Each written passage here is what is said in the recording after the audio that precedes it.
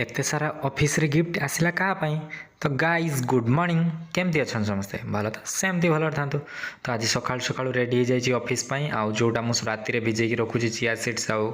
मिश्री से पी नवा तापर ऑफिस जावा आज ऑफिस अच्छी ऑफिस रे देखंतु केते सारा डायरी आसिक रही जाए न्यू ईयर आमर दिया ही नथिला तो मिल जाए डायरी सब पैकिंग भी हो जाए जीव सब आड़ को तापर संध्या बेले सब काम सरला टे बाहरी पड़ी मार्केट जीवी मार्केट रे काम थिला तो बाहर मार्केट जीवा ता आगु ग्रीन टी टी करनी कहीं बहुत दिन है ग्रीन टी पी नी तो ग्रीन टी आज करनी ग्रीन टी टा फास्ट पीवा तापर जीवा मार्केट